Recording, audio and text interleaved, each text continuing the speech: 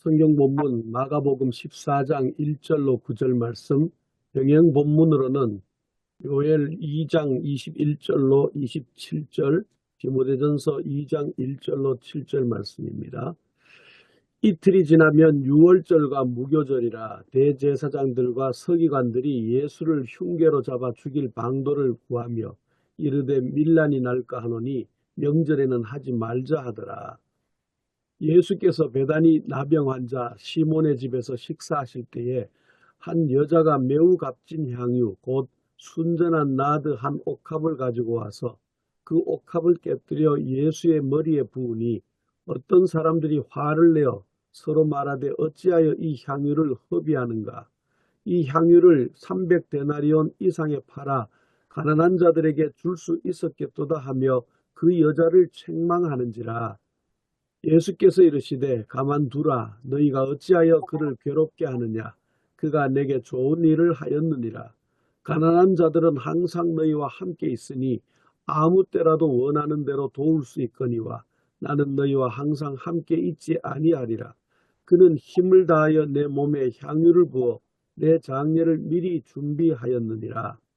내가 진실로 너희에게 이르노니 온 천하에 어디서든지 복음이 전파되는 곳에는 이 여자가 행한 일도 말하여 그를 기억하리라 하시니라. 아멘. 성령 강림절 후 20째 주일, 여기는 추수감사주일 이렇게 되어 있습니다. 본문은 마가복음 14장 1절부터 9절 방금 읽었습니다. 제목은 이름 없이 빛도 없이 감사하며 살리라. 이민교 교수님이 이제 주석을 하셨는데, 설교 착상으로서의 본문 읽기는 예수님의 죽음을 앞둔 상황이고요. 좀 특이한 상황이죠. 전염병으로 알려진 피부병 환자 집에 초대를 받았고, 초대와 관련이 있는지 없는지 의심이 되는 한 여인이 찾아와서 옥합을 깨트려 머리에 붓는 사건이 생긴 것입니다. 사람들의 시선과 예수님의 시선이 다르다는 것을 보여주고 있습니다. 역사적 문학적인 의미에서는 이 메시아 출현과 이스라엘 해방에 관한 기대감이 고조되어 있는 시기입니다. 대제사장들과 서기관들이 예수를 잡아서 죽이려고 하는 그런 긴장이 있는 시기인데, 결국은 밀란이 일어나서 갈등이 발생할 것처럼 느껴지는 이때에 유월절 전날 새벽에 예수님은 잡혀가십니다. 정치적인 면에서 대제사장들인가 왜 복수인가 설명을 하고 있습니다. 안나스는 36세에 검찰관 크타티우스에 의해서 10년 만에 해임되고 사위 가야바가 대제사장으로 임명되었는데, 해임 이후에도 권력을 행사하는 제사장 위에 제사장 둘이 존재했다는 겁니다. 왜냐하면 종신제였기 때문이라는 거죠. 그리고 향유는 300데나리온에 해당하는데 아주 비싼 것인데 가난한 자에게 줄 수 있었다라고 이렇게 얘기하는데, 여기에 이제 예수님의 관점, 제자들의 관점 이렇게 갈라지는 부분이 있습니다. 아깝다는 태도를 보인다는 것, 은연중에 그 여인이 기름을 부었던 그 예수님에 대한 가치가 어떤 것인가, 그 문제이겠죠. 또 사실상 왜 그렇게 옥합을 깨뜨렸느냐라고 비난하고 지적한 것, 가난한 자들한테 주었어야지라고 하는 것이 틀린 얘기는 아닌데, 결국 마지막 죽음을 앞두신 예수님에 대한 헌신, 그것은 마지막 기회이고 유일한 기회이기에 아름다운 행위라고 선포하십니다.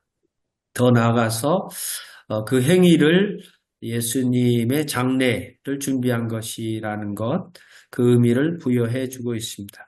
그러니까 마가는 이것을 예언자적인 행위로 이제 해석하고 있습니다. 세 번째, 신학적 명상적 본문 읽기. 그 여인을 질타한 표현에 문제가 있는 것은 아닌데, 결국 예수님 입장은 이미 엎질러진 물을 타박하신 게 아니었고, 또 그것이 여인을 이제 보호해 준 것이고, 또 하나님 나라 가치를 실현하는 의미에서 그 사람 자체에 대한 존중과 친절함이 있었다, 이렇게 해석을 합니다. 또 십자가형은 장례 준비가 어렵거나 불가능한 것이기 때문에 이 여인이 예수 발에 향유를 부은 행위가 결국 장래에 관한 행위 예언이었다. 이렇게 의미를 부여하고 있습니다.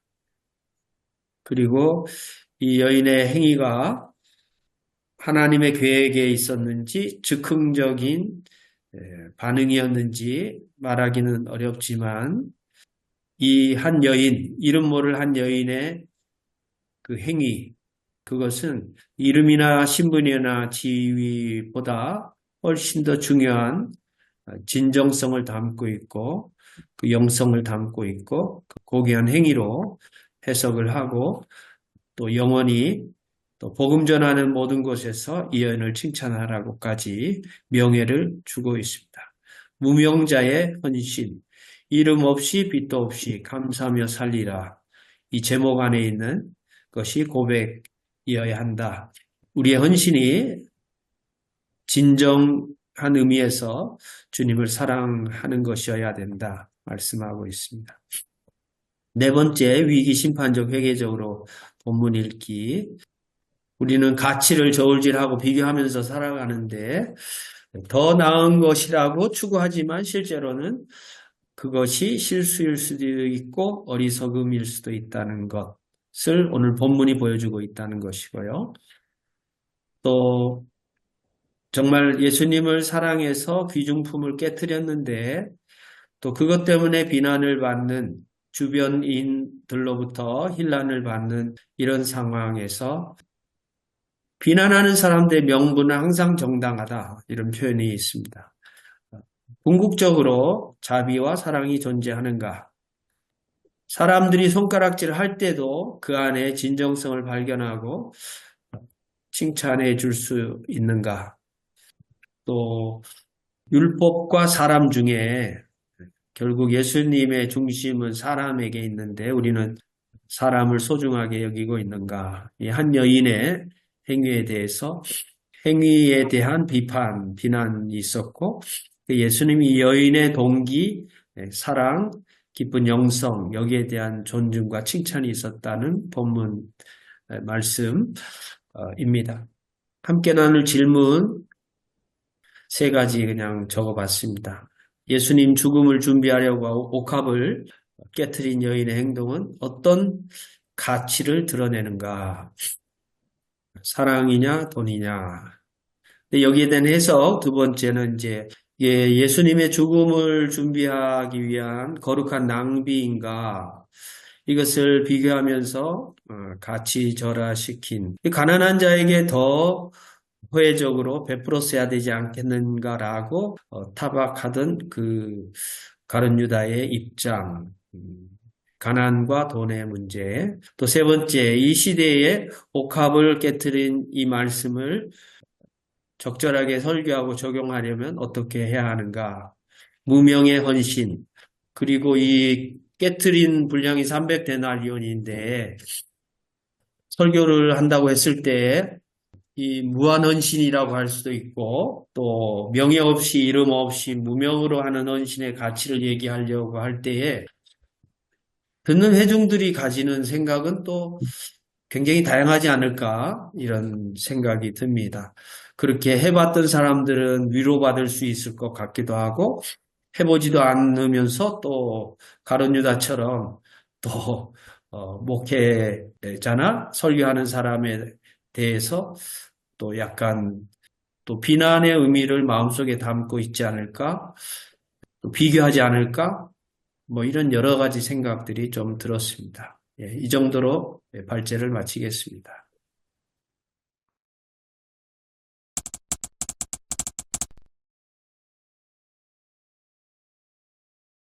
저도 전에 한번 복합을 깨뜨린 여인에 대한 본문을 한번 다루었던 것 같은데, 작년 3월 달에 예, 요한복음으로 했어요. 조금 뒤에 조금 김성근 목사님 말씀하신 거 생각하면서 조금 그게 기억이 납니다. 김성근 목사님 첫 번째 질문해 주셨던 예수 죽음을 준비하려고 옥합을 깨뜨린 여인의 행동은 어떤 가치를 드러내는가? 사랑과 돈 사이라고 질문해 주셨는데, 저는 조금 방향이 조금 다른 건데, 여인의 행위에 대한 예수님의 반응과 무리의 반응이 다른 이유가 뭐였을까? 정말 무리들은 예수님의 가르침에 따라서 그렇게 이야기했을까? 그 명분은 옳다고 하지 않습니까? 이게 정말 예수님의 가르침을 제대로 잘 반영한 사람들의 이야기일까? 그런 질문이 들었습니다. 근데 우리가 작년에도 그 얘기 한 것 같은데요. 예, 이 여인이 옥합을 깨뜨릴 때 여인이 의도가 이 여인이 정말 그런 마음 갖고 예수님 장례를 준비하는 마음으로 깨뜨렸다고 보기에는 어렵지 않은가. 뭐 제자들도 잘 모르고 있는데 예수님이 앞으로 어떻게 될지 모르고 있는 상태인데 이 여인이 어떻게 알겠는가. 아까 발제에도 잠깐 그런 비슷한 얘기 나왔지만 여인이 한 행동, 그 행동에 대한 예수님의 어떤 의미 부여로서 이게 장례를 위한 거라고 예수님이 말씀하신 것이지 이 여인이 의도 자체가 벌써 그런 깊은 의도를 갖고 한 건 아니다라는 거죠.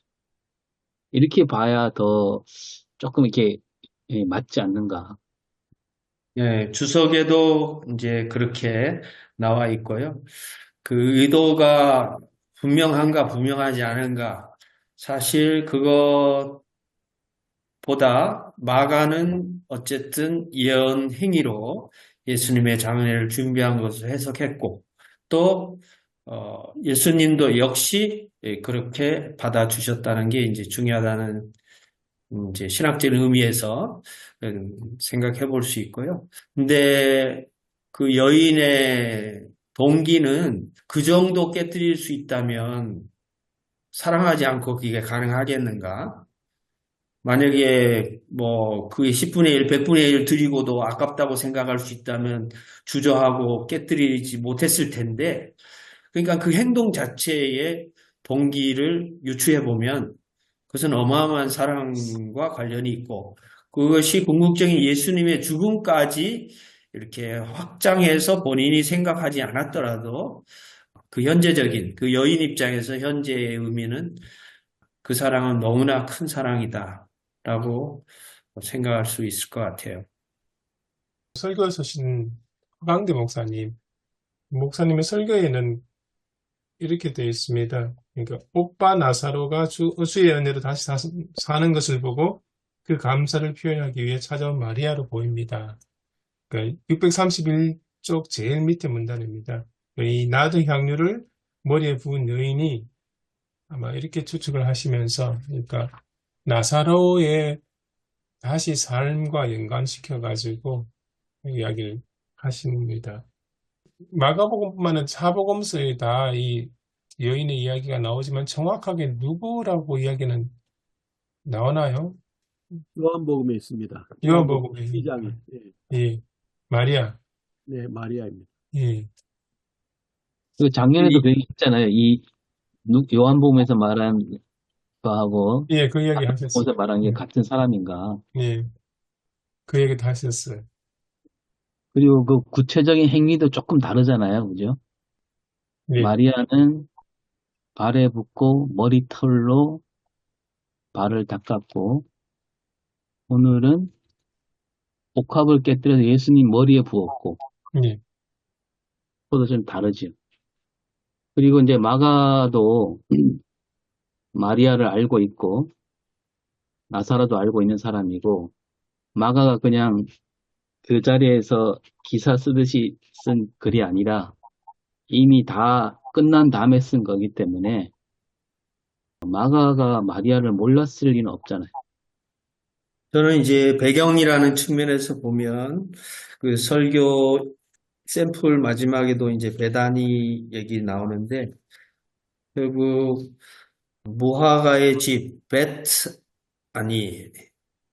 베다니 했을 때 이제 나사로와 관련될 수 있고 또 이 뜻이 이제 그 뱉트는 집인데 결국 가난한 자 공동체라고 볼 수 있고 조금 찾아보니까 이제 배단이라는 말 안에 슬픔, 또 빈민, 난민 뭐 이런 뜻이 있다고 해요. 그러니까 지금 가난한 자 이슈가 너무 자연스러운 거죠, 어찌 보면. 지금 나오는 어떤 배경 안에서 보면 그 주변에 가난한 자들이 많았고 실제로 지금 죽음 퍼포먼스라고 하는 그 식사 자리에서의 그 신학적인 의미보다 그들의 현실이 최대 이슈였다고 볼 수밖에 없는 거죠. 그 설교에서도 630쪽에 보면 두 번째 문단 내용이 그 베다니에 대한 내용들입니다. 그러니까 예루살렘에서 한 동쪽으로 2km 떨어진 곳인데 사실 이곳은 정결법에 따라서 제사장으로부터 그 정결하다는 그 선언을 얻기 위해서 대기하는 환자들 자리 혹은 뭐 재판의 재심을 기다리는 그런 장소, 온갖 병들을 앓는 가족들이 함께 사는 곳, 뭐 이런 곳이라고 허광기 목사님이 정리를 해주셨습니다. 그래서 방금 김성근 목사님 말씀하셨던 것과 연결해서 보면 베다니에 살았던 사람들 어떤 사람인지 대충 유추는 되는 것 같습니다. 그래서 아마 오늘 그 가난한 자들 이야기가 동네를 생각하면 자연스럽게 나올 그런 상황인 것 같아요. 그래서 명분이 정당하다는 이야기 그런 의미하고 연결되는 것 같아요. 그 사람들이 했던 그 이야기가 그 동네, 그 지역에 가면 자연스럽게 그런 말이 나올 그런 것하고 매치되는 것 같습니다. 지금 피부병 환자의 전염성을 이제 어쨌든 율법 안에서는 뭐 위생이라는 차원에서 부정한 것으로 취급하고 가까이 가지 않는 것이 일반적인데 지금 예수님은 초대를 받고 또 거기 갔다는 것도 아주 또 파격적인 스캔들에 해당하는 일일 뿐만 아니라 또 수치스럽고 가난하고 권력 중심으로부터 벗어난 그 지역에서 진짜 명예가 뭔지, 진짜 고귀한 일이 뭔지, 그걸 예수님이 이렇게 환하게 밝혀주신 게 아닌가, 이런 생각도 해봅니다. 권력 관계나 아니면 지금은 이제 약간 경제 관계잖아요. 돈을 가지고 지금 비교하는 건데 그 가치. 그러니까 진짜 보이는 돈의 이면에 있는 가치가 더 중요한데 그 동기나 그 자비로운 마음이 더 중요한데 겉에 그 숫자, 그걸로 평가하는 것을 좀 비판적으로 보신 것은 아닌가, 또 이렇게도 해석할 수 있지 않을까 하는 생각도 듭니다. 교회로 치면 예를 들어서 이제 숫자에 모든 게 묻히잖아요. 한국교회 통계도 숫자로 뭐 몇만이 줄었다, 뭐 몇만이 부흥했다.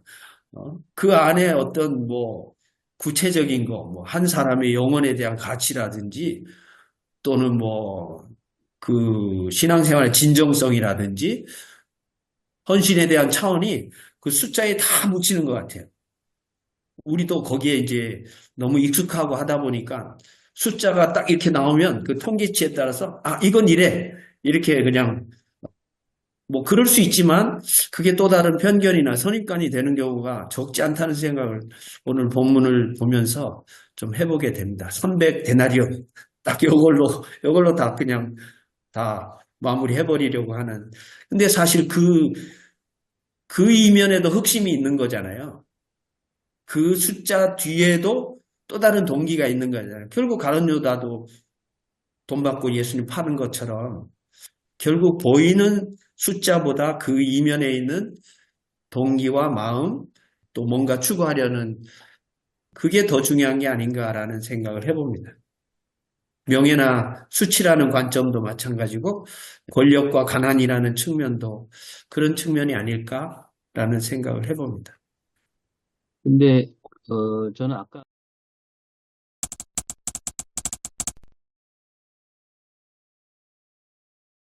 아까 그 주석에 좀 이렇게 계속 마음에 와닿는데, 예수님이 이제 이 여인에 대해 말씀하실 때 어떤 그 행위가 보편화돼야 된다는 뜻으로 말씀하신 건 아니지 않을까.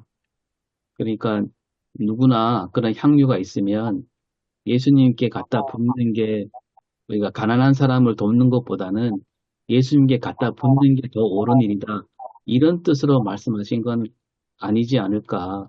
일단은 이제 이 여인이 무작정 와서 깨뜨려서 부었기 때문에 그 일에 대해서 예수님이 좀 쉽게 말하면 뭐 이 여인이 한 일을 좀 무한하지 않게 이 여인을 좀 세워주고 또 이 여인의 그 아까 말한 김승호 목사 말한 그 사랑으로 온 거기 때문에 그 또한 귀한 일이다.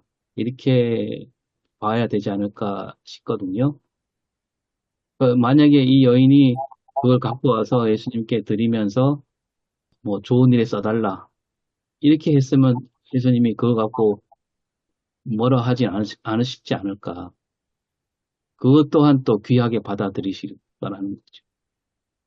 그런 측면에서 이제 이게 예수님 입장에서 보면 이게 마지막 사건이고 유일한 사건이고 그런 측면에서 예수님은 너무너무 이제 귀하게 생각했다는 거를 해석을 해주시잖아요.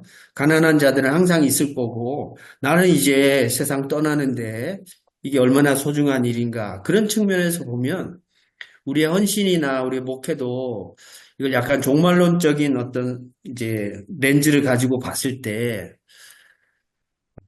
그 현재는 항상 종말이잖아요. 그런 면에서 이 헌신도 이런 마음으로 해야 되지 않나라는 생각도 해봤고요. 근데 이게 이제 만약 이게 보편적인 헌신이었다라고 한다면 뭐 모든 교회가 다 부흥하고 성장하고 부자가 되겠죠. 모든 사람이 옥합을 깨뜨린다면. 그러니까 이게 너무너무 드문 일이고 쉽게 접근하기 힘든 목회자 입장에서 저는 이제 그 쭉 이제 발제를 하면서 제가 드는 느낌은 나는 옥합을 언제 깨뜨렸나? 내가 깨뜨릴 옥합은 지금 뭔가? 뭐 여러 가지 질문이 들었고 그리고 제가 이게 설교를 한다고 했을 때 아까 말씀드린 것처럼 발제 끝에 약간 그 뉘앙스로 말씀드린 것처럼 제가 이런 설교를 했어요. 옥합을 깨뜨립시다.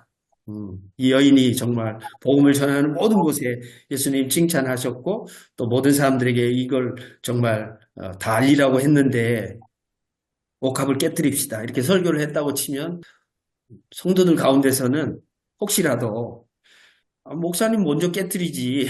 목사님, 목사님 갖고 있는 거, 알고 있는데 왜 옥합을 안 깨뜨리고 우리 보고 깨뜨리라고 하냐. 그럴 것 같다는 생각도 제가 좀 약간 삐딱하게 생각했는지 모르겠는데 그런 생각도 들었습니다. 이미 많은 옥합을 깨뜨리신 분들 앞에 제가 괜한 말씀, 제 경우를 말씀드려서 너무 죄송합니다. 그러니까 제가 약간 찔림이 됐던 것 같아요. 제가 이 옥합 어떤 꼭 300일 동안, 그러니까 어찌 보면 1년 그 수입을 다 바친 건데, 제가 처음에 목회를 시작했을 때 첫 월급, 첫 수입을 바치는 분들이 있더라고요. 청년 중에도 있었고, 저는 그렇게 못 바쳤는데, 몇몇 분들이 그렇게 하는 걸 보면서 제가 여러 가지 생각이 들었어요. 저는 그렇게 못 했거든요. 사례비 처음 어디 가든 첫 사례비를 이렇게 다 바치면 당장 생각이 들지 않는 내가 뭐 먹고 살지? 당장 지금 뭘 먹고 살아야 되는데 책 사봐야 되는데 이런 생각이 들 텐데 야 이게 가능하겠는가? 너무나 놀랍다. 예수님 입장에서도 보면 야 이게 어떻게 가능하겠는가? 이런 생각을 하시지 않았을까요? 그걸 물론 이제 확장해서 예수님 자신에 대한 죽음과 장례식을 준비한 고귀한 행동으로까지도 칭찬을 어마어마하게 해주신 건데 그 행동 자체 그러니까 여인이 갑자기 이렇게 가다가 발에 걸려가지고 옥합 잘못 쏟은 게 아니잖아요. 그 여인의 기본적인 동기와 의도가 분명히 있었을 거라는 생각을 안 할 수가 없는 거죠. 그 가치가 너무 크니까.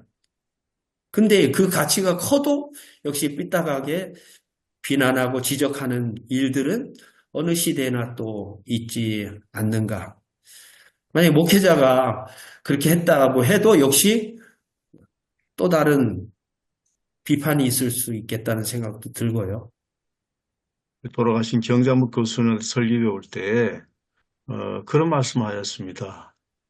본인은 교회 뭐 건축할 때에 상당한 금액을 들였다더라고요. 들고 난 다음에 하신 얘기가, 근데 그 당시에 뭐, 아마 미국에서 뭐 어떻게 할 때 들었다든가 뭐 그렇게 하시면서 본인이 뭘 가지고 있다고 말하지 말아라, 교인들한테. 그렇게 얘기를 하시더라고요. 목회자에서 충고죠. 그럼 우리만 요만한 옥합이 있다고 말하지 말아라.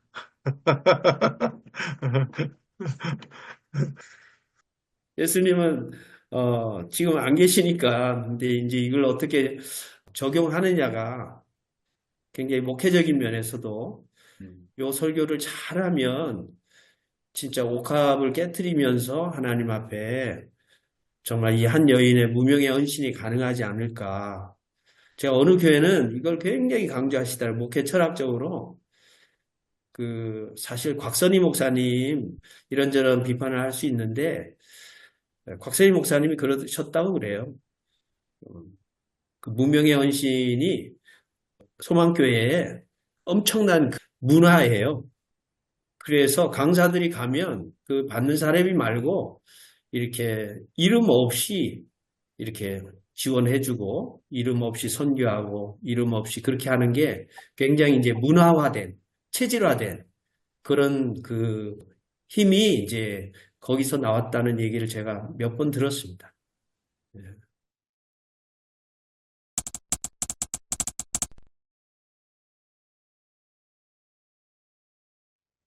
저는 오늘 말씀을 이런 시각으로 좀 보면 어떻겠나 싶거든요. 그러니까 주석에도 나와 있지만 여인은 옥합보다도 예수님의 가치를 더 귀하게 여겼다는 거죠. 그래서 저 보면 그거죠. 그 가수 이름 사람이 꽃보다 아름다워. 안치환. 안치환입니다. 안치환.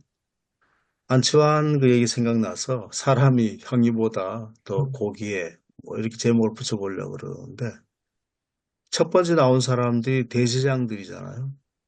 대제사장들은 예수님의 어떤 가치보다도 그들이 갖고 유대교의 가치, 자기들이 고수하고 있던 장로들의 전통의 가치를 더 높게 생각했죠. 그래서 예수 그리스도를 죽이려고 했지 않습니까? 하나님의 아들 되신 예수 그리스도의 가치보다는 자기들이 갖고 왔던 어떤 그들의 가치를 더 귀하기 때문에 예수를 죽이고 제거하려고 했다는 거죠. 근데 이제 여인은 여기 300단에는 어마어마한 어떤 가치의 그 향유인데 방문자나 고귀한 손님들에게 나드 향유를 발라주는 어떤 관습이 있었다고 그러지 않습니까? 근데 그 관습 중에 하나인데 한 방울이 아니라 본인의 지금 마개를 연 거죠. 향유병을 통째로 갖다가 부었다고 볼 수 있고 그만큼 환대하고 고귀하겠다. 예수님의 가치를 고귀하겠다는 거죠. 예수님 나중에 이분이 예수 그리스도가 부활의 사건이라든지 그분이 어떤 것인지를 확실하게 예수 그리스도 알았다고 볼 수 없는데 일단 예수 그리스도가 정말 굉장히 자신에게는 굉장히 존귀하고 고귀한 분으로 그렇게 여겼다는 거죠. 그 뭐가 바꿀 수 없을 정도로. 그런데 이제 주위에 있는 사람들의 시선들, 제자들을 포함해가지고 셈박된 나를 팔아서 가난한 자들이 주었으면 더 좋았을 뻔 됐다고 하는 건 예수 그리스도보다도 향유의 가치를 더 정말 더 높게 평가했다. 그래서 이제 예수님은 정말 중요한 것은 이제 안식일 사건 여기도 수석에 나와 있지만 안식일보다도 결국은 사람이 먼저다라고 말씀하신 것처럼 예수 그리스도는 사람에 대한 가치를 더 굉장히 안식일이라든 다른 것보다도 사람에 대한 가치를 굉장히 더 귀하게 여겼다. 그걸 이렇게 말씀하셔서 우리도 사람에 대한 가치를 귀하게 여기지 않겠나. 그런 시각으로 한번 보면 좋지 않겠나 그런 생각합니다. 저도 비슷한 생각인데 오늘 사건에서 문제가 되는 게 그 300데나리온이라는 이것 때문에 문제가 더 심각해진 것 같아요. 만약에 이게 좀 밑에 3데나리온이나 30데나리온이면 훨씬 다른 느낌으로 다가가 사람들이 이렇게까지 반응은 안 했을 것 같다는 생각이 들거든요. 그래서 이제 조금 주위 무리들이 반응을 했던 이유도 이 300데나리온이라는 엄청난 돈의 가치에 대한 반응이 아니었을까 그런 생각도 들고요.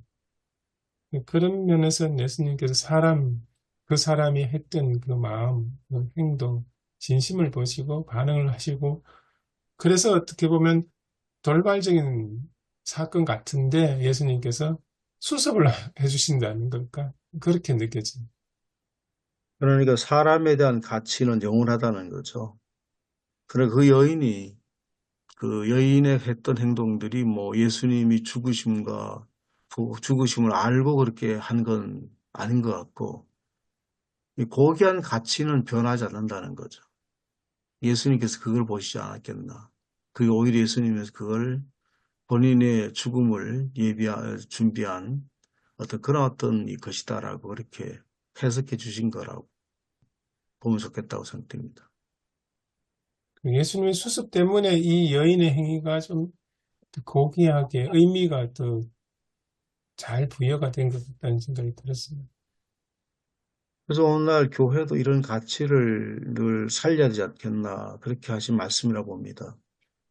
교회가 이제 부흥성장하게 되면 사람에 대해서 어떤 가치, 한 사람 한 사람의 가치의 고귀함을 그렇게 하는 것이 아니라 무리, 대중들, 이런 어떤 것들, 또 집단들, 그런 것들에 우리가 어떤 매몰되잖아요.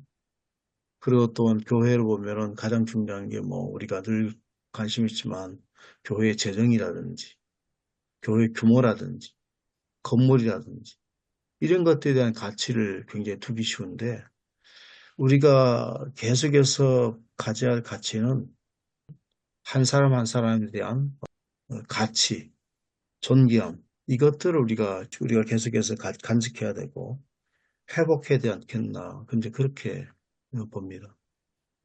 예수님은 그 모든 사람을 사랑하라고 하지 않으셨다는 말을 누가 했어요. 그러면서 서로 사랑하라고 했다. 좀 생각해 볼 수 있는 말인 것 같고, 우리는 모든 사람을 사랑하려다 보니 문제가 생기는 게 아닌가 이런 생각도 해보고요. 지금 천 목사님께서 굉장히 정리를 잘 해주신 것 같아요. 저도 발제를 하면서 이렇게까지 정리는 못했는데, 듣고 좀 정리한 것은 결국 대제사장들, 서기관들, 종교 지도자들 입장에서의 절대 가치는 전통, 권력, 종교, 율법이라고 할 수 있고, 또 지금 한 여인의 숭고한 헌신을 비난하는 또 제자들 입장에서 보면 돈의 가치, 그것도 또 권력의 일부일 수 있지만 그 가치, 또 예수님이 칭찬하셨던 사람에 대한 가치, 요걸 이제 조금 낭비라는 측면에서 제가 또 재해석을 하면 결국 대제사장의 그 권력은 결국은 죽음이나 폭력으로 낭비했다. 또 가룟 유다와 같은 돈의 가치에 지배됐던 사람은 결국은 극단적인 선택으로 결국은 자기가 낭비됐다. 돈 주고 예수님 팔았던 그 장본인이고 한 여인 이름 없지만 이 여인은 진짜 거룩한 낭비를 했다.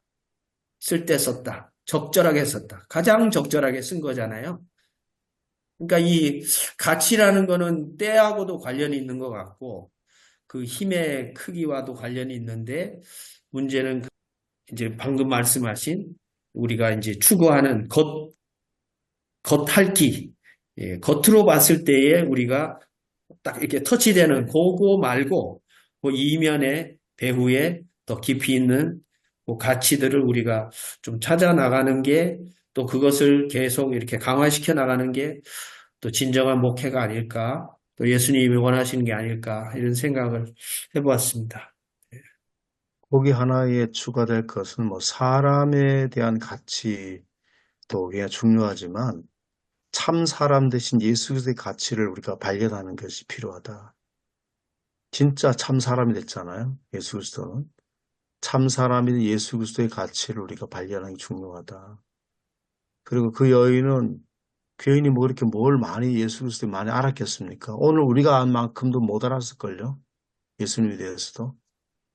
근데 그 어떤 은혜를 입은지 모르겠습니다. 어떻게 알았는지, 이 어떻게 예수님의 뭐 제자가 됐는지 그건 모르겠는데, 또 여기서 보면 뭐 마리아인지 그건 모르겠습니다. 그러고 보면 마리아라고 할 수 없고 의문은 베다니에서 두 가지 사건들이 동시에 있겠는가 그런 의문들이 좀 있습니다. 그 마리아에게 일어났고 또 어떤 여인에게 일어났고 또 행동 자체가 서로 다르고 또 동기 자체가 또 다르고 그래가지고 따로 일어났는지 아니면 마리아인지 허강대 목사님은 뭐 마리아라고 우리 얘기를 하는데 그건 우리가 확실하지 못하잖아요. 성경에도 그렇게 얘기하지 않았기 때문에 모르는데 아무튼 자신이 생각하기엔 예수님이 굉장히 귀한 분이다. 단순하게 아마 생각한 것 같아요. 우리가 사람의 가치가 중요하다 그러면 인간 어떤 것들, 사람 무정이나 뭐 이런 것도 생각하는데 그것도 함께 해야지만 참 사람이 되신 예수 그리스도의 어떤 가치. 또 예수 그리스도는 그 여인의 가치를 알아봤잖아요. 여인의 정말 사람의 가치, 그 여인의 가치. 그러니까 다른 사람부터 어리석은 여인이다. 참 어리석다. 저렇게 허비했느냐 낭비했느냐 어리석게 했지만 예수님은 그 여인의 가치를 서로가 알아봤다는 거죠. 그런 것들이 이제 금방 생각이 납니다.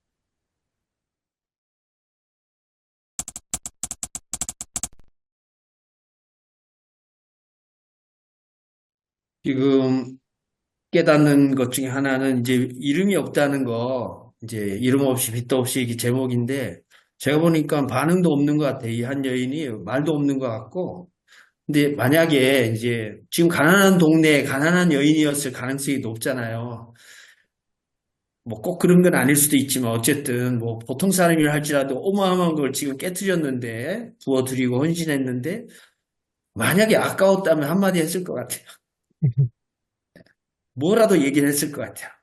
그리고 막 화를 내고 막 지금 뭐 부추기는 거잖아요. 엉뚱한 일을 했다고 실수했다고 너 착각했다고 이렇게 막 부추길 때 만약에 자기가 조금이라도 아까웠다면 그리고 조금이라도 내가 후회하는 그 미련이 남았다면 분명히 한두 마디는 했을 텐데 역시 깊은 영성은 헌신하고 말이 없는 것이 아닌가.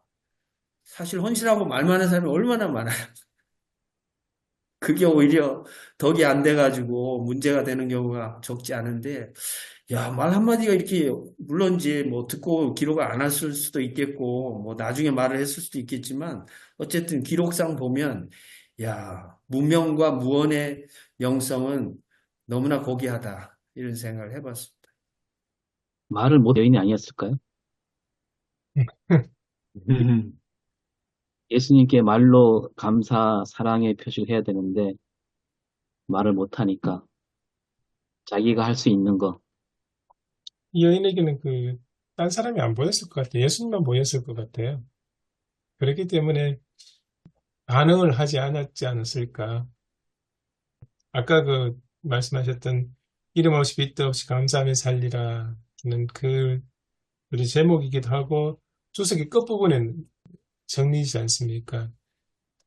그래서 그런 영성, 그런 신앙 이야기를 하는데 아마 그렇게 하려면 그 사람 안에 오직 예수님만 자리 잡고 있을 때 가능하지 않을까 그런 생각이 듭니다. 이것저것 딴 생각 들면 옆에서 한마디 하면 억울해서라도 한마디 반박을 하든지 그렇게 반응을 했지 않았을까 그런 생각이 들고요. 일반적인 관점에서 본다면 뭐말 못하는 여인이 기록이 안 됐기 때문에 말 못하는 여인이라 일어나고 우리가 이제 뭐 생각해 볼 수 있지만 우리가 보통 그래서 장기를 갖고 있는 사람들은 사회적인 어떤 차별이 있잖아요. 사회적인 차별뿐 아니라 여러 가지 그가 갖고 있는 직업이나 직장이라든지 그렇기 때문에 장을 갖고 차별이기 때문에 부모에게서 큰 어떤 유산을 물려받지 않는 이상은 본인의 능력으로는 빈곤하고 가난한 자가 될 수밖에 없잖아요. 그런 어떤 시각으로 본다 그러면 그 여자가 300데나리온이나 되는 어마어마한 가치의 그 나드 향유를 어떻게 그가 가지게 되었을까? 그렇다면 장애를 갖고 있던 어떤 상태에서 과연 갖고 있을 수 있겠나? 그가 뭐 부모로부터 뭐 물려받았는지 그건 모르겠습니다. 그냥 추론입니다. 그러니까 뭐 여러 가지 추측이 가능할 것 같아요. 뭐 예를 들어서 말을 안 했기 때문에 말 못하는 사람이었지 않겠는가라는 추측은 제가 볼 때는 약간 좀 과도한 것 같고요. 그렇지만 말을 안 한 건 확실한 거니까 그런 면에서 보면 무언의 영성은 결국 자기가 아주 거룩한 바보라는 걸 깨달았고 그 행동에 아낌이 없었고 후회하지 않았다는 거잖아요. 확고하다는 거잖아요. 그걸 변명할 이유도 없고 또 그걸 뭐 억울하다고 생각할 일이 없으니까 반박할 이유도 없는 거죠. 그런 측면에서 보면 너무나 큰 깊이 있는 영성을 갖고 있는 한 여인이었다는 생각도 들고 오늘 본문 말씀에 보면 예수님이 그 몇 가지 얘기를 하셨는데 이 여인을 칭찬하면서 때에 대한 얘기 하셨어요. 가난한 자들은 항상, 이 항상이라는 때가 나오고 너희와 함께 있으니 아무 때라도 원하는 대로 도울 수 있거니와 나는 너희와 항상 함께 있지 아니하리라. 그러니까 너무나 때에 적절한 헌신이었다는 말씀을 하시는 것 같고 또 이어서 8절에 보면 그는 힘을 다하여 내 몸에 향유를 부어 내 장례를 미리 준비하였느니라. 그러니까 힘을 다했다는 말도 역시 헌신의 하나의 조건이 아닐까. 대충 하는 사람들도 있잖아요. 기본적인 것도 안 하는 사람도 있고 기본만 해놓고 목에 힘주는 사람도 있는데 힘을 다하여 했다. 이것은 굉장한 영성인 것 같아요. 굉장한 깊이와 헌신인 것 같고요. 그래서 진짜 칭찬받을 만하다. 이런 생각이 들고 말을 안 한 이유는 자기가 바보라서 안 했다기보다는 아마 더 덕을 끼치기 위한 것이 아니었을까라는 생각도 해보고 그러면 이 300데나리온에 해당하는 이 뭐 자본이라면 자본 아니면 바칠 수 있는 어떤 그 자기 어떤 이건 무엇이었을까? 뭐 어떤 사람은 결혼 지참금으로 해석하는 사람도 있고 또 뭐 방금 말씀하신 뭐 상속받은 것일 수도 있겠고 아니면 평생 뭐 나이가 얼마인지는 모르지만 요즘 말로 하면 적금을 깨트린 거라고도 볼 수 있겠죠. 근데 이제 이걸 어떻게 현실적으로 적용할 것인가? 뭐 예수님이 우리 앞에 계신 건 아니고 이미 돌아가셨고 부활하셨고 우리와 함께 하시는데 이것이 어떻게 이제 여러 가지로 연동될 수 있다는 생각이 들어요. 예수님만에 대한 가치는 분명히 이제 있는데 일단 성도들 입장에서 보면 자신의 가치를 거룩하게 허비할 수 있을 만큼의 어떤 가치를 발견해야 자기는 헌신을 하잖아요. 근데 예수님은 안 보인다고 했을 때 주로 이제 목회자나 교회에 대한 헌신 이런 것들이 있는 것 같아요. 근데 그걸 어떻게 이제 우리가 잘 해석해주고 또 적용할 수 있을지 이게 이제 숙제인 것 같다는 생각이 듭니다.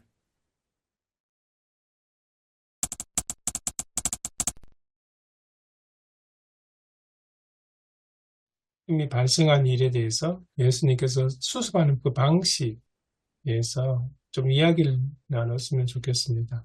아마 이 부분이 어떻게 보면 목회에서도 뭐 해석의 중요성이랄까요? 성도들 어떤 행동을 했을 때 거기에 대해서 어떻게 해석해서 대응을 하느냐, 혹은 뭐 말씀을 위로를 하든지 아니면 조언을 하느냐. 그런 게 참 중요하다는 게 오늘 예수님이 하신 말씀 속에서 이제 깨닫게 되거든요. 그 여인의 가치를 인정해 주셨잖아요. 네, 그러니까 적절한 때, 가장 정말 적절한 때, 그 적절한 때는 제자들도 몰랐고 여인도 몰랐는데 예수님은 가장 적절한 때라고 말씀하셨고, 그 다음에 우리 이제 김성 목사 말씀처럼 힘을 다해서 하는 거다. 또 그 장례를 위해서 준비한 거다. 이렇게 해석해 주셨잖아요, 행동을. 그래서 우리도 다른 사람의 어떤 그게 목회자만이 아니라 서로가 다른 사람의 행동에 대해서 정말 우리가 잘 해석해 주는 게 필요하다. 그런 게 필요하다고. 그래서 그것은 결국은 다른 사람의 어떤 가치를 우리가 알아주고 인정해 주는 게 필요하다라고 보거든요. 우리가 이제 뭐 제가 이제 그런 얘기를 했었습니다. 우리가 부모님에 관한 어떤 그런 말씀을 제가 전하면서 여러분이 부모들에게 이제 자녀들이 할 수 있는 가장 효도가 뭘까?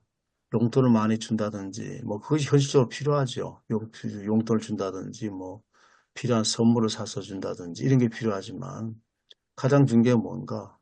부모님의 어떤 수고의 가치, 부모님의 헌신의 가치 알아주기 중요하다. 그게 굉장히 중요하다고 그렇게 강조를 제가 가끔 하거든요. 부모님 우리 위해서 수고했습니다. 우리 고생했습니다. 부모님 안 했으면 우리가 뭐 있겠습니까?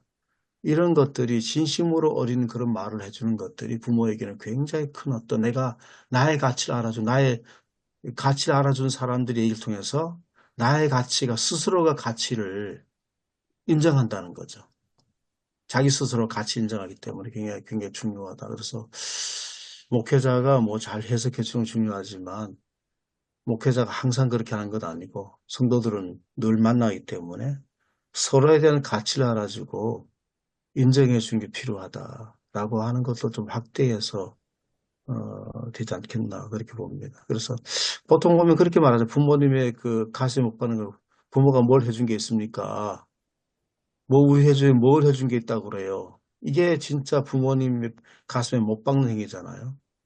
그렇게 그렇게 하는 자식들이 있고, 실제로 아무것도 없어도 제가 이제 옥방에 있을 때 광산촌이니까 6남매가 있었어요. 6남매 있었는데, 권사님 가정인데, 제대로 교육도 못 시켰어요. 광산이 문 닫으면 뭐 수입이 없기 때문에, 그리고 큰 아들도 뭐 초등학교밖에 못 나왔고, 겨우 분교의 중학교까지 못 지키고, 물론 셋째, 넷째는 고등학교를 다른 데서 시켜서 억제시키고 그랬거든요. 그러니까 뭐 그 부모들이 또 재산을 물려줄 것도 않고도 없는데 자식들이 그렇게 잘해요. 그래가 늘 부모는 미안해서 미안하다. 근데 공부도 못 시켜주고 뒷바라지도 못 해주는데 그러니 자식들은 낳아준 것만 해도 고마워요. 감사해요. 그렇게 하는 자식들이 있더라고요. 저는 오늘 그 예수님의 상황이 지금 눈앞에 서로 이제 입장이 다른, 어떻게 보면 충돌하는 한 여인과 한 무리 이렇게 있지 않습니까? 그리고 공교롭게도 둘 다 하나는 잘하고 하나는 못한 게 아니고 예수님 말씀 가만히 살펴보면 둘 다 인정을 해주시거든요. 인정을 하시면서도 이제 여인의 했던 그 가치를 인정해서 존중해 주시지 않습니까? 이런 모습, 서로 입장이 충돌하는 것 같은데 그걸 잘 어떻게 보면 조율을 해주셨던가? 그런 모습. 이게 참 목회자로서 쉽지 않은 그런 것 같은 생각이 듭니다. 교회 안에도 이렇게 충돌되는 입장들 많이 있지 않습니까? 예를 들면 행사를 하나 하려고 그러면 누구는 이렇게 해야 된다고 그러고 누구는 저렇게 해야 된다고 그러고 그런 상황들. 아마 목회자에서 중간에서 좀 난감하신 상황도 많으실 것 같은데. 이런 가치가 저희들 이제 신학하면서 그렇고 오랫동안 해방신학, 민족신학이 우리가 저희들 공부할 때는 상당히 어떤 주류는 아니었지만 각광을 받았잖아요. 그렇지 않으면 교회는 해야 될 일은 가난한 자를 도와야 된다라고 하는 이것이 하나의 어떤 독트린처럼 됐거든요. 그러니까 교회가 가난한 자를 위해서 하지 않으면 교회가 아니다. 이렇게 할 수가 있거든요. 그러니까 교회가 가난한 자를 위해 존재한다. 약자를 위해 존재한다. 그건 맞는 얘기인데 이걸 이제 그대로 적용하게 되면 결국은 그 주위에 있는 사람들이 가난한 자 팔아야 오히려 더 가치가 있지 않느냐 그렇게 말할 수가 있거든요. 교회는 교회 나름대로 어떤 것들이 있는데 한쪽은 지나쳐가지고 어떤 사람은 여기 그렇기 때문에 자는 교회에 헌금 안 한다는 거예요. 교회가 가난한 사람들에게 나눠주고 봉사하고 해야 되는데 교회 가지 않고 교회가 교회를 위해서만 그냥 한다. 뭐 그런 너무 좀 부정적인 것들이 없는 건 아니지만 각 교회마다 사정이 있고 또 각 교회마다 또 해야 될 일이 있잖아요. 그걸 하나 일률적으로 그것들을 딱 이렇게 재단해가지고 그렇게 하는 사람들이 있습니다. 그런 사람 입장을 보면은 허비인 거죠. 예수님 몸에다 갖다 부었으니까. 뭐 이렇게 볼 수도 있지 않을까요? 교회가 이제 가난한 자를 도와야 된다라고 했을 때 벌써 이제 그런 구도로 보면 이제 교회와 가난한 자가 이제 구별되는 어떤 느낌이 있는데 교회는 가난한 자를 돕는다 이런 태도가 아니라 교회는 가난한 자와 함께 해야 된다. 이게 더 이제 교회가 가져야 할 올바른 마음가짐이 아닐까라는 생각이 들고 또 이 여인과도 마찬가지로 어떤 그 소통 그런 걸로 볼 수도 있지 않을까 하면서 또 이제 그 당시 상황에서 여인이 랍비한테 가까이 다가가서 머리에 부을 만큼 가까이 다가간다는 거 그것도 좀 사람들이 보기에는 좀 이렇게 마땅치 않은 그런 것도 있지 않을까. 어떤 이렇게 함께 한다는 게 더 예수님 더 소중하게 생각하지 않는가. 오 목사님 얘기에 저도 공감하는데 지금 우리가 교회가 옛날에는 교회가 지금 했었던 일들이 뭐 구제라든 이런 것들이 있었잖아요. 지금 한국 사회에 보면은 지금 교회가 하는 일들이 국가가 하고 있잖아요. 정부가 하고 있고 지방자치가 있잖아요. 가난한 사람들을 위한 복지단체 같은 경우는. 전에는 우리가 교회가 정말 그랬는데 지금은 뭐 저도 뭐 있으면 요즘 굶는 사람 어디 있어요? 떼 굽는 사람 어디 있어요? 그렇게 얘기를 하거든요. 사람들. 그렇게 얘기를 하기 때문에 옛날에는 그런 우리가 60, 70년대는 그렇게 가능했지만 지금은 거의 2020년 가까운데 그런 사람들이 국가가 최소한의 인간의 생존에 필요한 것들은 뭐 없으면 공급하잖아요. 국가가 지원하고. 그렇기 때문에 그런 문제는 항상 유동성이 있다. 교회가 꼭 함께 한다고 하는 거. 가난한 사람들도 잘 수용해가지고 교회가 그들과 함께 살아간다고 하는 어떤 그런 뜻 해석할 수 있지 않겠나라는 말씀 좀 동감합니다. 오 목사님 말씀하셨던 거 제가 비슷한 이야기를 들은 것 같은데요. 이때까지 교회는 늘 가난한 사람들을 도와야 된다 이렇게 이야기를 했는데 이번에 그 프란치스코 교황은 그게 아니고 교회는 가난한 사람들과 함께 해야 된다 이렇게 이야기를 했대요. 그래서 그 두 가지 차이점이 뭐냐 하면 교회가 만약에 가난한 사람을 도와야 된다 하면 도우려면 적어도 재정이나 힘이 있어야 되지 않습니까? 그렇게 되면 교회는 자기도 모르게 부유한 교회로 나아갈 수밖에 없다는 그런 이야기를 하더라고요. 그게 아니고 그냥 가난한 사람과 함께 하는 게 그게 이제 성경적인 교회다 그런 식의 해석을 하시는 분이 계시더라고요. 그래서 공감이 되는 그런 생각이 들었습니다. 어제 저희들이 이제 여기 안정교회에 6교회 연합하고 있는데 한 교회가 이제 그 작은 교회거든. 또 뭐 우리도 저도 작은 교회 선교했습니다만 또 이제 가장 좀 이렇게 약한 6개 중에 약한 교회가 한 3년 전에 리모델 했는데 천정이 내려앉아 버렸습니다. 부실공사로. 아이고, 그래가지고 참 힘들게 싸웠는데 어떻게 도울 건가. 긴급 우리가 목사님들하고 임원들이 모여가지고 한 200만 원 정도 우리가 돕기로 했는데 그때 이제 늘 연례 행사가 지역에 경로잔치를 했더라고요. 한 3, 400 들여가지고 했거든요. 근데 지금은 그 시회라든지 그 어떤 단체에서 더 잘하는 거예요. 시에서 그것들 지원하거든요. 그 제가 한번 여기 있는 이장님이 교회 차가기 때문에 어른들 모시고 가면 좋겠습니다. 그래가지고 모시고 갔어요. 근데 뭐 행사 규모도 크고 가수도 부르고 정말 진짜 크게 하더라고요. 교회는 그렇게 못 하잖아요. 그리고 옛날에 할 수 없을 때는 교회가 했었지만 이제는 뭐 오히려 사회가 더 잘하거든요. 그러니까 그런 어떤 것들이 일방적으로 해야 된다고 하는 것들이 자꾸 바뀌어져 가고 있는 걸 느꼈습니다.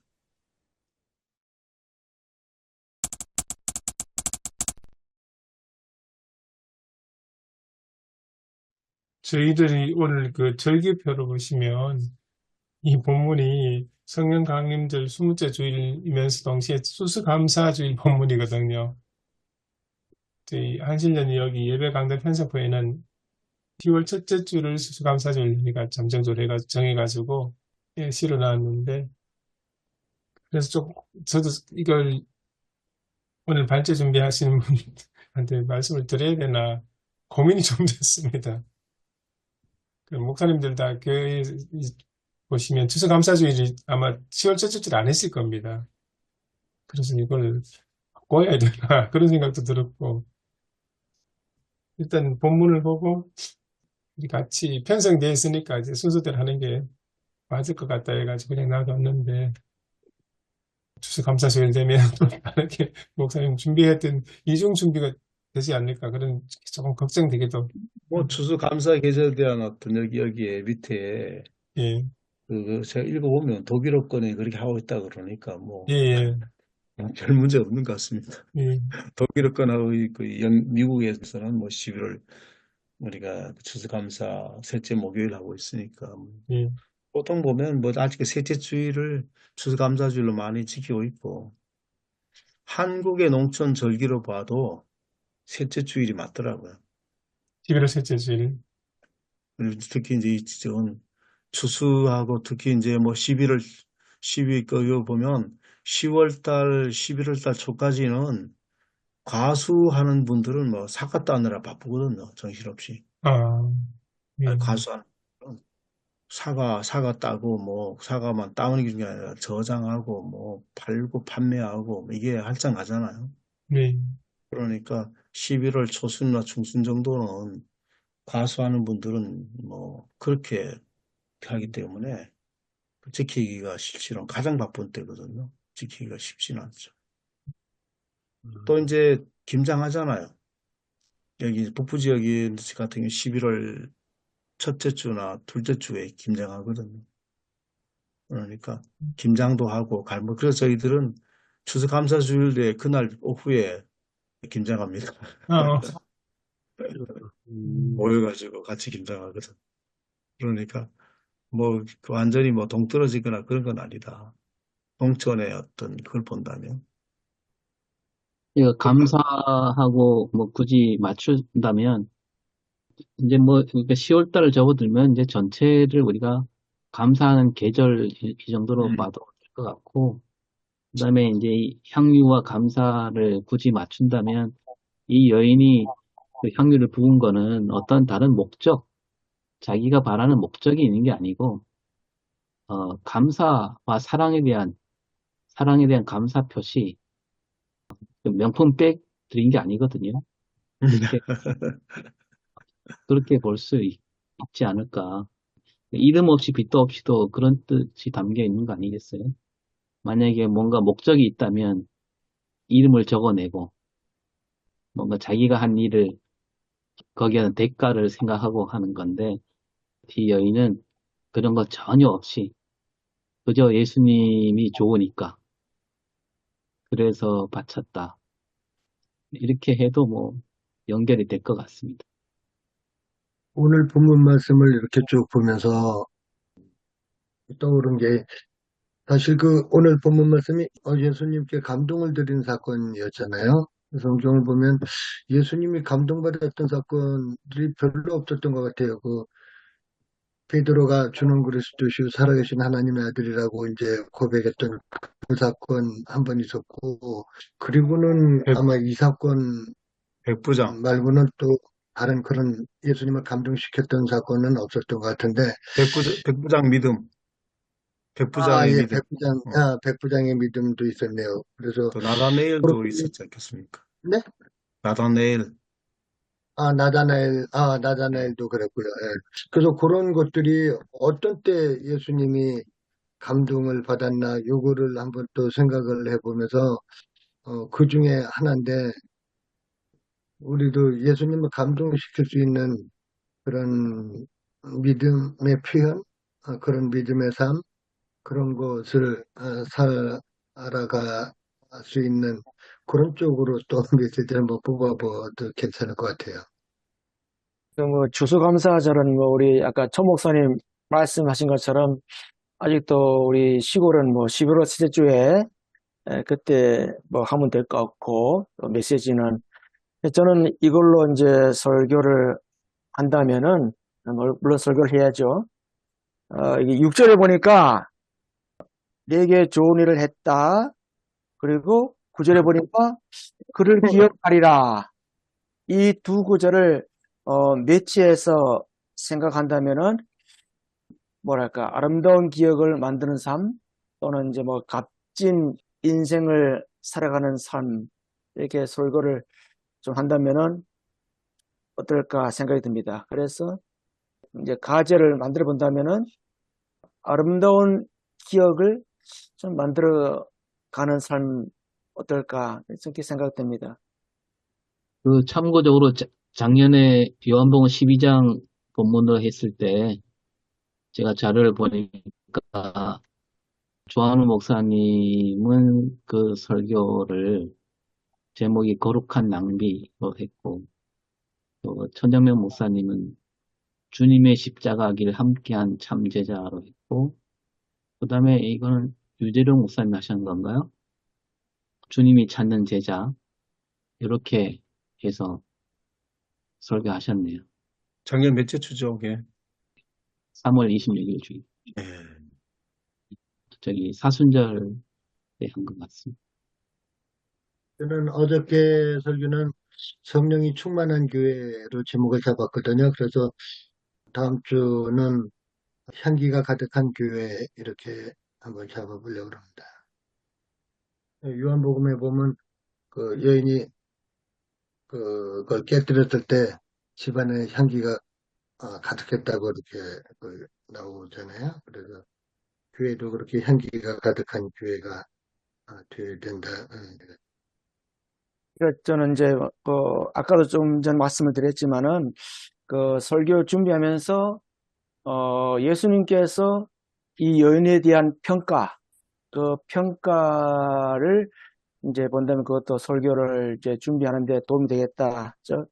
예수님께서 이 여인에 대한 평가는 아름다운 일을 했고 또 예수님의 죽음을 최선을 다해서 준비했다. 그러면은 우리 자신의 죽음, 또 우리 그리스도인의 죽음을 어떻게 해야 되는가를 그 생각도 들고 예수님의 죽음과 우리의 죽음, 그 다음에 이제 복음이 전파가 되는 곳마다 이 여인의 행을도 전해져야 된다. 구속사적인 관점이고 그 다음에 사람들의 기억에 남게 되고 높이 평가될 것이다.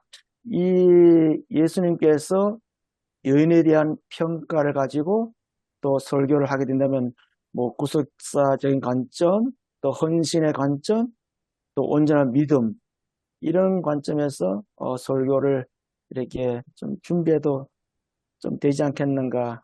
저 개인적인 생각은 그렇습니다.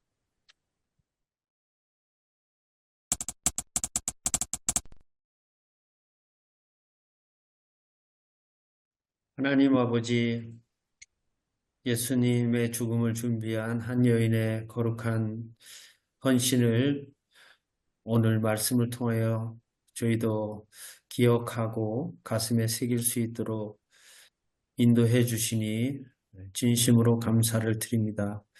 이 말씀에 나온 한 여인처럼 우리도 살아갈 수 있도록 도와주시고 또 예수님을 더 많이 더 깊이 사랑할 수 있도록 주님과의 깊은 관계를 날마다 유지하며 살아갈 수 있도록 저희들의 목회와 영성을 축복하여 주옵소서. 또 이 말씀 가지고 저희가 전할 때에 이 말씀 듣는 모든 성도들, 회중들이 예수님의 감동과 같은 감동을 느끼게 하시고 또 헌신을 다짐하며 선한 열매를 많이 거둘 수 있도록 주님께서 강단 위에 축복하여 주옵소서. 또 설교하시는 우리 믿음의 동력자들, 하나님 나라의 청지기들 하나님께서 영육간의 강건함으로 늘 지켜주시고 또 말씀을 전할 때마다 지혜 주셔서 예수님 품에 안기는 그날까지 저희들 감당할 수 있는 힘과 때를 따라 주시는 지혜를 통하여서 잘 감당해낼 수 있도록 인도하여 주옵소서. 예수님 이름으로 감사하며 기도 올리옵나이다. 아멘. 아멘. 아멘. 수고하셨습니다. 예, 수고하셨습니다. 감사합니다. 네, 감사합니다.